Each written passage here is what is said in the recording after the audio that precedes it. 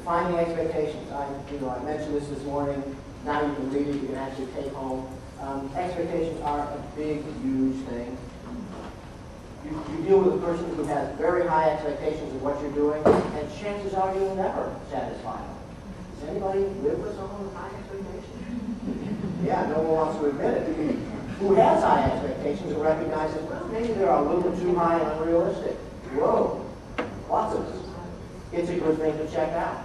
If my expectations are not the same as the person I'm dealing with, we got a problem. And I want to know that right up at the beginning. It is the first thing I ask. So, what do you expect out of this meeting? I like agendas. I like to know what is going on. I want to know what's in their head. I will ask tons of questions. Key learning about this is, does the other side expect the moon? Well, they may. Are you going to be able to provide the moon? Well, you're not going to be able to. There's already a problem. We haven't even started yet. We got a problem. Expectations are a good right up the front. Are yours too low? Are your expectations too low? That's something we may check out too. Boom. Well, I also have some kind of expectations and roles, because here we are in different roles. And I said I was an educator. People heard me this morning. I truly believe that I cannot educate anyone, but I can give them the tools to learn. So here's my role. I want to present information in a systematic way. Boom. I can do that. I want to stimulate your thinking. I hope I can do that. I want to keep you alive, keep you awake. It's after lunch. Wow, that's a hard thing to do. I want to provide energy, keep you up, and keep your interest.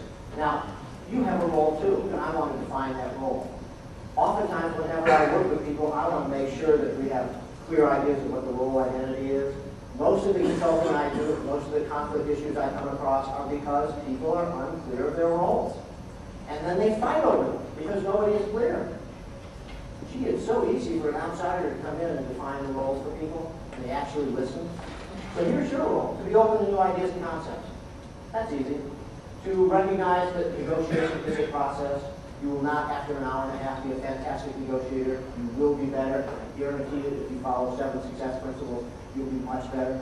And to make a commitment. And at the end of the class, we're actually going to spend a couple of minutes doing the same thing I did at the beginning of this morning. And we're going to actually have you write down some of the issues about negotiation that you want to make for goals.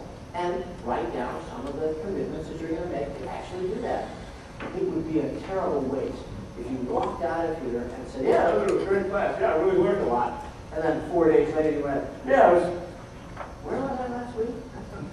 Oh. So what I want you to do is I want to actually write it down. People who write down their goals are 75% more likely to achieve them. Anybody know this? How many people know this? I don't have to repeat it. Some of you don't. Harvard study, longitudinal study. They've been taking Harvard MBAs. It's been at least 20 years, maybe even 25. They have followed MBA graduates of Harvard. What they did was they said, okay, a whole bunch of questionnaires. Did you write down a 5-year plan? Did you write down your goals? And they have tracked these people. They have found that people who write down their goals are 75% more likely to achieve them. I can tell you why. It's easy, because it's not only the process of thinking, and thinking is great, but thoughts go just everywhere, gone. It's writing it down. And the people who really achieve their goals are those people who think it, write it, and then communicate it, because now they have external pressure to actually get it done. If you haven't done a 5-year plan, it's a wonderful thing. I've had written 5-year plans with both my kids. I can just see them. It's created an enormous amount of comfort level, and they're actually moving up the scale to what they wanted to achieve.